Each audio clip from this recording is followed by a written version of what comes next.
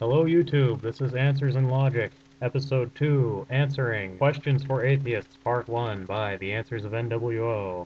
In the interest of time, I chopped out the first minute or so of his video before he actually starts asking questions. If you're really interested, go to his page and watch it. Number one, why are you an atheist? I am an atheist because there is not one shred of evidence anywhere in the universe to indicate that there is a God. Were some such evidence found, I would gladly stop being an atheist. In one of your later videos, you asked the question, what sort of proof would it take to make you stop being an atheist, and I'll cover that there more than I'm covering it here. Number two, are you guilty of being a bad person? That's entirely up to how you define bad person. For sane definitions of bad person, where a bad person is someone who does things which merit being thrown in jail, no, I am not a bad person. I'm not sure how you're defining bad person, though, so I can't really give you a better answer than that.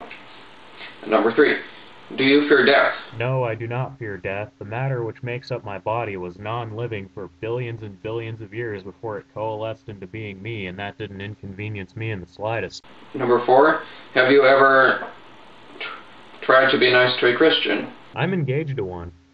Every once in a while we have interesting conversations about religion, and they usually just end up with me refuting whatever point she was trying to make, and her thinking about how her point was refuted seriously for a little while before we change the subject. Five, do you believe it is evil to be a homosexual? No, not in the slightest. Six, have you read the Bible 100% of the way through? Like, cutting and pasting what the Bible says is not evidence that you have any clue what it says? When I was a believer, I read the Bible all the way through several times. Now that I am a non-believer, I have read the Bible all the way through several times.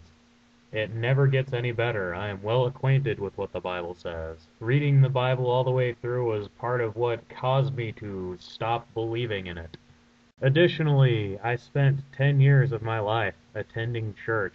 As I am 19, you could say that the total amount of time that I've spent attending church is more than half of my lifespan. Still doesn't make anything I heard there any more convincing.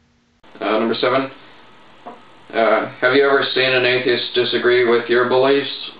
Like, there are 100 different stories to how the dinosaurs died millions of years ago. So has anybody ever said that, has another atheist ever said that they don't believe what you believe? I've met several atheists who disagree with me on many things. We never specifically talked about how the dinosaurs went extinct, mostly because it's a mood issue. I mean, who cares how they went extinct? We know they went extinct 65 million years ago and that it was sudden. There are several hypotheses on how they went extinct, but until more evidence is discovered, they will remain hypotheses and are basically just speculation. Usually when I disagree with another atheist, it's over something deeper, something more philosophical. For example, I'm a nihilist, which means I don't really think that there's any purpose to life. I don't really think that anything has any sort of inherent value. I think we can give things subjective values, but objectively I don't think anything holds any value. And I've disagreed with people on that. I've met several atheists who believe that objective value does exist. This question's sort of nonsensical, as the only thing that all atheists have in common is a lack of belief in any sort of God. Whether or not another atheist agrees with me or disagrees with me is completely and totally moot. There is nothing unifying atheists. The only thing we all share in common is a lack of belief in a God, or the gods if you would rather. There's no unifying political ideology, there's no unifying philosophy. That's the only thing we all have in common, is that we all lack belief in gods. Number eight, why do you believe a statue was designed, and yet you think the universe has no design, even though it is infinitely more complex? How are you defining complex?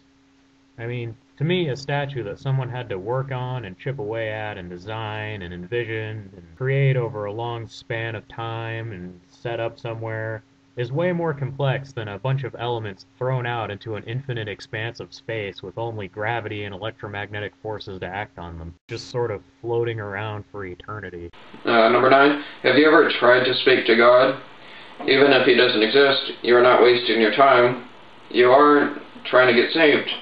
But if God does exist, then you just saved your soul from burning in hell forever. I spent 10 years of my life in a church trying to talk to the Christian God. It was a waste of a decade. In the second half of your question/statement, you go on to postulate Pascal's wager, which is something that basically states that if there is a God and you believe in God, your reward is infinite. If there is a God and you don't believe in God, your punishment is infinite. If there is no God and you don't believe in God, you gain nothing. And if there is no God and you believe in God, you lose nothing. Pascal's wager gives each of us a 50% chance of being right. I mean, 1 over 2 possibilities, with infinite reward for one, infinite punishment for the other. The problem with Pascal's wager, though, is it assumes a lot. It assumes that either there is only the Christian God or there is no God. Once you throw in Islam, your chances go to 1 over 3. Once you throw in other religions, let's say Hinduism, you've got 1 over 4, Buddhism 1 over 5, Shamanism 1 over 6, Paganism 1 over 7. Your chances decrease with every new religion added. When you take into account that I can make up religions, for example, there is a guy named Lumpy Lumpicus. He's a magical moon bat, and he lives on the moon, and if you don't believe in him, he'll be angry. I just made up a religion. I just took your number to 1 over 8. I can do that an infinite number of times. That makes your chances of being correct, no matter what you select, 1 over infinity. That will end up being 0. Thus, no matter which religion or lack of religion you pick, your chance of being correct is 0. Number 10, have you heard that 80% of Americans are ignorant and 20% are smart? How come then 92% of Americans believe in God? It should be only 80%, because atheists should be the smart ones. Okay, you asserted that some made-up number of the population were ignorant and some other made-up number were intelligent. You then went on to assert that 92% of people believe in God, and if atheists were really smart, the numbers would match. I am going to be citing a poll in the description for this video. The poll states that 42% of people in America aren't convinced that God exists. Of the 42%, 15% are somewhat certain he exists. 11% say there is no God, and 16% are not sure. To break this down by education levels, 62% of people with no college education believe that God exists. 57% of people with some college education believe that God exists, and 50% of college graduates believe that God exists. In 2003, an identical poll was conducted, and it showed that 79% of people believed in God, with 66% of them being certain of his existence. That is now down to 73% of people believing in God, and 58% being certain of his existence.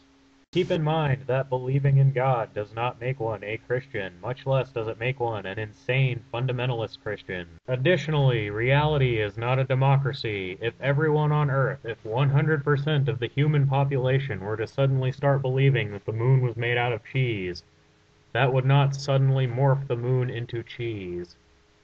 Belief has no effect on reality. And this is the first video, and the next videos will be on different subjects. Thank you.